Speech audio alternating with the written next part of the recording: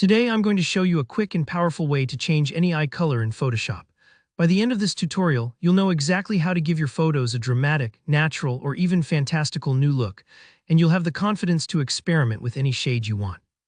Alright, let's dive right in. First things first, open up Photoshop on your computer. If it's your first time, give it a moment to load, and don't worry if the interface seems a little busy. We're only going to use a few tools today, and I'll walk you through each one. Once Photoshop is open, go ahead and load up the photo you want to edit.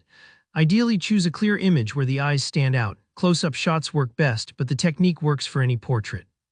To open your photo, just head up to File and click Open, then select your image file from your computer. If your workspace looks different from mine, that's totally fine. Everyone's Photoshop is a little personalized. Now we need to select the area we want to change, which of course is the eye itself. For this, we'll use the elliptical marquee tool. If you're not familiar, look over at your toolbar on the left side of the screen. You might see a rectangle icon, that's the marquee tool, but if you click and hold, you'll see a flyout menu where you can choose the elliptical shape instead of the rectangle. The elliptical marquee lets us make a nice, round selection that fits the eye much better than a square. Take that tool and carefully draw an ellipse over the eye you want to recolor. Don't stress too much about getting it perfect on the first try. You can always undo and retry. Try to line up the selection so that it covers just the iris, not the whole eyeball. Think of it a bit like drawing a perfect circle over a coin. You want to cover the colored part, not the white. Now here's an important step. Set the feather of your selection to 10 pixels. You can do this by looking up in the top options bar once your marquee is active. What does feathering do? It softens the edges of your selection, so when we change the color, it blends smoothly into the rest of the eye and doesn't look harsh or obviously painted on. This will give our final result a much more natural appearance. Next up, grab the adjustment brush tool. You'll find this over on the right, usually as a little brush icon. If you don't see it, you can grab it by hitting B on your keyboard. This tool is perfect for painting adjustments onto specific areas. With your marquee still active on the eye, click inside the selection and start brushing gently over the entire iris. Don't rush, slow, even strokes work best here. If the brush feels too big or too small, you can adjust its size up top or use the bracket keys on your keyboard.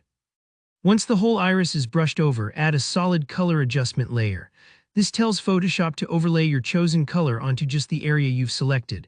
When the color picker pops up, don't worry about picking your final color just yet. Just click OK and we'll refine it in a minute. Now create a clipping mask for this solid color layer. Right-click the layer and select Create Clipping Mask. This ensures that your color change only affects the eye and doesn't spill out onto the skin or the rest of the image. Think of it as putting a piece of colored glass just over the iris. Let's make the color look real. Set the blend mode of your color layer to Color in the Layers panel.